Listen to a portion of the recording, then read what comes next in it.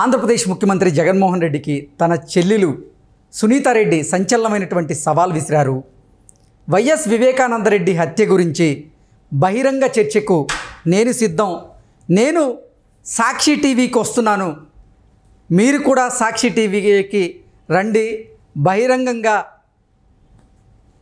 వివేకా గారి హత్య గురించి చర్చిద్దాం అంటూ కూడా సవాలు విసిరిన నేపథ్యంలో ఈ అంశానికి సంబంధించి మనతో మాట్లాడేందుకు ప్రముఖ రాజకీయ విశ్లేషకులు, ప్రముఖ సీనియర్ జర్నలిస్ట్ సిఎస్ రావు గారు మనతో ఉన్నారు. సార్తో మాట్లాడదాం. Sir hi sir. Hello sir, Jaganmohan రెడ్డికి తన చెల్లెలే సునీతారెడ్డి గారు సంచలనమైనటువంటి సవాల్ విసిరారు. వైఎస్ వివేకానందరెడ్డి హత్య గురించి బహిరంగ చర్చకు నేను సిద్ధం, నేను సాక్షి టీవీకి వస్తాను, స్టూడియోలో కూర్చుందాం, మీరు కూడా బహిరంగ చర్చకు సిద్ధమా అంటూ కూడా ఆవిడ సవాల్ విసిరారు, ప్రశ్నించారు. ఈ నేపథ్యంలో అసలు ఆవిడ సవాల్ని మనం ఏ రకంగా చూడొచ్చు అంటే ఏం చెప్తారు సార్? ఇప్పుడు ఆవిడ ఒకే నిర్ణయం తీసుకున్నట్టు నాకు అనిపిస్తుంది. ఏంటంటే ఇప్పుడు ప్రజాక్షేత్రంలో ఒక తీర్పు రావాలి, ప్రజాక్షేత్రంలో వివేకానందరెడ్డి మర్డర్ కేసుని చర్చలోకి ఉంచాలి, ప్రజాక్షేత్రంలో ప్రజలు నిజాలను తెలుసుకోవాలి అనేటువంటి కాన్సెప్ట్లో ఆమె ఉన్నట్టు గత కొన్ని రోజులుగా ఆమె పోరాడుతున్నటువంటి శైలిని చూస్తే అనిపిస్తుంది. ఇప్పటివరకు న్యాయస్థానంలో పోరాడారు పాపం. అవును, ఆవిడ ఎన్ని అడ్డంకులు ఎదురైనా, వార్నింగ్లు వచ్చినా, ఎన్ని రకాలుగా బెదిరింపులు వచ్చినా కానీ ఏమాత్రం ఆమె భయపడకుండా న్యాయ పోరాటం చేశారు. ఢిల్లీ వరకు వెళ్ళారు, సుప్రీంకోర్టు వరకు వెళ్ళారు. అయినప్పటికీ జగన్మోహన్ రెడ్డికి ఉన్నటువంటి అధికారం, జగన్మోహన్ రెడ్డికి ఉన్నటువంటి కొన్ని రకాల లైజనింగ్ వ్యవహారాలు ఢిల్లీలో, ఇవన్నీ కూడా ఈ కేసుని ఒక అడుగు ముందుకు పడకుండా చేస్తుంది అనేటువంటి అనుమానం సునీతారెడ్డిలో ఉంది. అందుకే ప్రజాక్షేత్రంలో ముందు జగన్మోహన్ రెడ్డి ఓడిస్తే వివేకానందరెడ్డి మర్డర్ కేసు అనేది తేలుతుంది. వివేకానందరెడ్డి మర్డర్ ఎవరు చేశారు, వాళ్ళకి హంతకులకి శిక్ష పడుతుంది. జగన్మోహన్ రెడ్డి అధికారంలో ఉన్నంత కాలం శిక్ష పడే అవకాశం లేదు. ఎందుకంటే ఎవరైతే హంతకులు ఉన్నారో వాళ్ళనే పక్కన పెట్టుకొని తిరుగుతున్నారు అనేది ఆవిడ చేస్తున్నటువంటి ప్రధానమైనటువంటి ఆరోపణ. ఇటీవల కాలంలో ప్రెస్ మీట్లు పెట్టి కూడా చెప్పారు, కడప వేదికగా, పులివెందుల వేదికగా మీరు ఓటు వేయొద్దు జగన్మోహన్ రెడ్డికి, జగన్మోహన్ రెడ్డికి ఓటు వేస్తే వివేకానంద రెడ్డి ఆత్మ శాంతించదు, వివేకానంద రెడ్డి ఆత్మ శాంతించాలంటే జగన్మోహన్ రెడ్డికి ఓటు వేయొద్దని చెప్పి పిలుపునిచ్చింది సునీతారెడ్డి. అలాగే షర్మిల కూడా పిలుపుని ఇవ్వడం జరిగింది. ఇప్పుడు లేటెస్ట్గా ఆవిడ చెప్పేది ఏంటంటే, జగన్మోహన్ రెడ్డి ఏం చెప్పారు, కడపకు వెళ్ళినటువంటి సందర్భంగా మేమంతా సిద్ధం అనేటువంటి బస్సు యాత్రలో వివేకానంద రెడ్డిని మర్డర్ ఎవరు చేసింది అనేది పైన దేవుడికి తెలుసు, కడప జిల్లా ప్రజలకు తెలుసు అని అన్నారు. ఏమంటున్నారు ఇప్పుడు, కడప జిల్లా ప్రజల్లో జగన్మోహన్ రెడ్డి కూడా ఒకళ్ళు, కడప జిల్లా వాసే కదా జగన్మోహన్ రెడ్డి అంటే ఆయనకి తెలుసు, ఆయన చెప్పింది ఆయనకి చెప్తుంది, పైన దేవుడికి తెలుసు, కడప జిల్లా ప్రజలకు తెలుసు వివేకానంద రెడ్డిని ఎవరు మర్డర్ చేశారో అనేది. అంటే ఆయనే ఈ మర్డర్ చేసింది ఎవరో తెలుసు అని చెప్పి ఒప్పుకుంటున్నాడు. తెలిసి కూడా పక్కనే అంతకుడిని పెట్టుకొని హత్య చేయించడానికి ప్రోత్సహించినటువంటి వాళ్ళు, హత్య చేయించినటువంటి వాళ్ళని పక్కన పెట్టుకొని ఆయన రక్షిస్తున్నాడు అనేటువంటి ఒక బాధను వ్యక్తం చేస్తుంది ఆమె. బాధను వ్యక్తం చేస్తూ వివేకానంద రెడ్డిని ఎవరు మర్డర్ చేశారు అనేది సాక్షి ఛానల్లోనే తేల్చుకుందాము, డిబేట్కి వస్తావా, నువ్వు డిబేట్కి రా, తేల్చుకుందాం, వివేకానంద రెడ్డిని ఎవరు మర్డర్ చేశారు అనేది మనం డిబేట్లోనే డైరెక్ట్గా లైవ్ పెట్టండి, నేను సాక్షి స్టూడియోకి వస్తాను, నువ్వు కూడా రా అని చెప్పి వాళ్ళ అన్నకి ఒక పిలుపుని ఇవ్వడంతో పాటు ఒక సవాల్ కూడా చేసింది. ఎందుకన్నా ఇలా మోసం చేస్తావు జనాల్ని,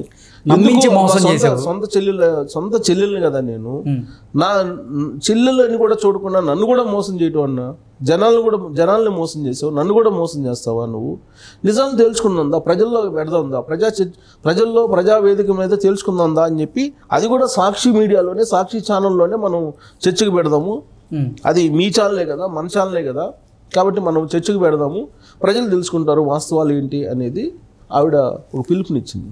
నేను ఎప్పుడు రమ్మంటే అప్పుడు సాక్షి స్టూడియోకి వస్తాను, సాక్షి ఛానల్లో మనం డిబేట్ పెడదాం, ఆ డిబేట్కి నువ్వు కూడా రా, నేను వస్తా, వివేకానంద రెడ్డి మర్డర్ కేసును ఫస్ట్ నుంచి ఏం జరిగింది, ఎవరెవరిని రక్షించావు, అసలు వివేకానంద రెడ్డి మర్డర్కి ప్లాన్ చేసింది ఎవరు ఇంప్లిమెంట్ చేశారు, మర్డర్ జరిగిన తర్వాత ఏం జరిగింది, ఇవన్నీ కూడా మనం చర్చిద్దాము. మర్డర్ అయిన వెంటనే ఏం చెప్పావు జగన్మోహన్ రెడ్డి, ఏం చెప్పాడు, ఇవన్నీ కూడా తెలుసుకుందామన్నా మనం ప్రజలకి నిజాలు చెప్దాము. అంతఃకరణ శుద్ధి అనేది ఒకటి ఉంటుంది. సో అంతఃకరణ శుద్ధితోటి మనం మాట్లాడదాము. ఖచ్చితంగా నువ్వు వస్తావని స్టూడియోకి నన్ను ఆహ్వానిస్తావని చెప్పి నేను ఆశిస్తున్నాను. ఒక చెల్లెలుగా ఈ ఒక్కటన్నా చెయ్యి అని చెప్పి ఆమె ఒక అభ్యర్థన చేసింది. వైఎస్ వివేకానంద రెడ్డి హత్య తరువాత జగన్మోహన్ రెడ్డి నాతో తోలు బొమ్మలాట ఆడించాడు, నన్ను నమ్మించి మోసం చేశాడు అంటూ కూడా కొన్ని సంచలనమైనటువంటి వ్యాఖ్యలు కూడా చేశారు. ఇవాళకి కూడా ఆవిడ రెస్పెక్ట్ చేస్తున్నారు. నా సొంత అన్నే ఇలా చేస్తాడని చెప్పి నేను అనుకోలేదు. నా రక్తం పంచుకుని పుట్టినటువంటి చెల్లెలు అదే చెప్తోంది, నేను అదే చెప్తున్నాను.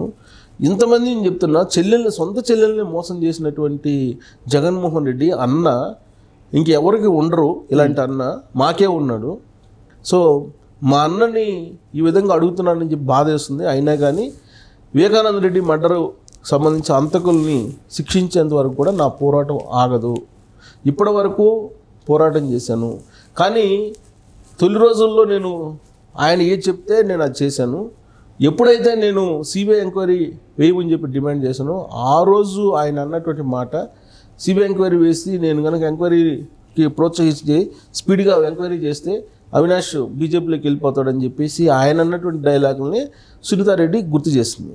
అప్పటి నుంచి ఆవిడ అసలు ఏం జరిగింది దీని వెనక అనే దాని మీద ఆవిడకి అనుమానం వచ్చి, ఇంట్లోనే ఉన్నారు హంతకులు, హత్య చేయించినటువంటి వాళ్ళు ఇంట్లోనే ఉన్నారు, హంతకులు కూడా మన చుట్టూనే ఉన్నారు అనేటువంటి అభిప్రాయానికి వెళ్ళిపోయారు. దానికి తగ్గట్టు సిబిఐ కూడా ఎంక్వైరీ చేసింది, సిబిఐ ఇన్వెస్టిగేషన్ చేసింది. సిబిఐ ఇన్వెస్టిగేషన్ చేసిన సందర్భంగా ఛార్జ్ షీట్లో కూడా ప్రధానమైనటువంటి నిందితులు అవినాష్ రెడ్డి అని చెప్పి చాలా క్లియర్గా చెప్పింది. అవినాష్ రెడ్డి వాళ్ళ ఫాదరు భాస్కర్ రెడ్డి వీళ్ళే ఈ మొత్తం చేయించారు, ప్లాన్ చేశారు. దస్తగిరి ఏదైతే అప్రూవ్గా ఆయన చెప్పాడో మొత్తం అది నిజమేను అని చెప్పి సిబిఐ ఎంక్వైరీలో తేలింది. దాన్నే ఛార్జ్ షీట్లో కూడా పొందుపరిచి అసలు విషయం ఏంటి అనేది పబ్లిక్కి తెలియజేశారు. కానీ అప్పటి వరకు ఏంటి, రకరకాల అనుమానాలు క్రియేట్ చేస్తూ రకరకాల ప్రచారాలు చేశారు జగన్మోహన్ రెడ్డి. 2019 ఎన్నికల్లో తన తండ్రి మరణాన్ని అనుకూలంగా మలుచుకొని గెలిచాడు జగన్మోహన్ రెడ్డి సానుభూతితోటి. ఇలా చేస్తాడని, మా అన్న ఇలా చేస్తాడని నేను ఊహించలేదని చెప్పి సునీతారెడ్డి తన కన్నీళ్లు పెట్టుకుంటూ మీడియా ముందు అనేక సందర్భాల్లో ఆవిడ బాధపడటం జరిగింది. షర్మిల కూడా అదే కదా, నువ్వు ఒకప్పుడు అన్న వేరు, ఇప్పుడు అన్న వేరు, అసలు అన్న నిజ స్వరూపం తెలిసిపోయింది. ఇప్పుడు ఈయనైనా మా అన్నని సిగ్గుపడుతున్నానని చెప్పి చెప్తుంది కదా, షర్మిల కూడా అదే చెప్తుంది. సో సొంత చెల్లెళ్ళ యొక్క బాధ, ఆవేదన, వాళ్ళ యొక్క దుఃఖం, వాటిని అర్థం చేసుకోలేనటువంటి జగన్మోహన్ రెడ్డి ప్రజల యొక్క బాధను ఏం అర్థం చేసుకుంటాడు అనేది వాళ్ళు చెప్తున్నారు. ప్రజలకు కూడా అదే చెప్తున్నారు. మీరు దయచేసి నమ్మమాకండి. 2019లో నమ్మారు జగన్మోహన్ రెడ్డిని. ఇప్పుడు మీరు నమ్మొద్దు, ఆయన నిజస్వరూపం వేరే, మీరు దయచేసి ఆయనకు ఓట్లు వేయొద్దు అని చెప్పి సొంత చెల్లెళ్ళే బతిమలాడుకుంటున్నారు ప్రజల్ని. బతిమలాడుకుంటూ అసలు జగన్మోహన్ రెడ్డి ఏంటి, భారతీ రెడ్డి ఏంటి, వాళ్ళ తాడేపల్లిలో ఏం జరుగుతుంది, ఇవి అన్ని అంశాలను కూడా బయట పెడుతున్నారు కదా వాళ్ళు. బయటపెట్టి మీరు ఈ ఎన్నికల్లో ఓటు వేయొద్దు అని చెప్తున్నారు. అల్టిమేట్గా ఏంటంటే ప్రజాకోర్టులోనే, ప్రజాస్వామ్యంలో బలమైనటువంటి తీర్పు ఉంటుంది. న్యాయస్థానాలకు ఏంటంటే కళ్ళకు గంతలు కట్టి ఉంటుంది న్యాయదేవతకు. అంటే అది ఎవిడెన్స్ చూపిస్తేనే నమ్ముతుంది, లేకపోతే నమ్మదు. నిజం జరిగినా కళ్ళెదుట జరిగినా కానీ దానికి సంబంధించి ఎవిడెన్స్ చూపిస్తేనే అది రియాక్ట్ అవుతుంది న్యాయస్థానం, లేదంటే రియాక్ట్ కాదు. బట్ ప్రజాకోర్టులు అలా కాదు. ప్రజాకోర్టు కళ్ళకు చూసిన దాన్ని క్లియర్గా తీర్పు ఇవ్వగలదు, ప్లస్ తను నమ్మిన దాన్ని క్లియర్గా ఇవ్వగలదు ప్రజాకోర్టులో. అందుకని ప్రజాకోర్టును నమ్ముకున్నారు ఇద్దరు చెల్లెళ్ళు. ఈ ఎన్నికలు చెల్లెళ్ళు వర్సెస్ అన్న అనేలాగా జరుగుతుంది ఇది.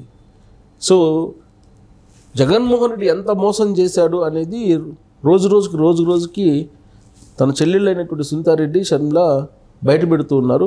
మీరు నమ్మొద్దని చెప్పి ప్రాధాయపడుతున్నారు జనాలకు మధ్యకు వెళ్ళి. సో ఇదంతా కూడా వివేకానంద రెడ్డి మర్డర్కి సంబంధించి, వివేకానంద రెడ్డిని మర్డర్ చేసినటువంటి వాళ్ళని, చేయించినటువంటి వాళ్ళని వెనకేసుకొని తిరుగుతున్నటువంటి జగన్మోహన్ రెడ్డిని మీరు నమ్మొద్దు అని చెప్పి చెప్తున్నారు. సో ఆయన కూడా నేరస్తుడే అనే విషయం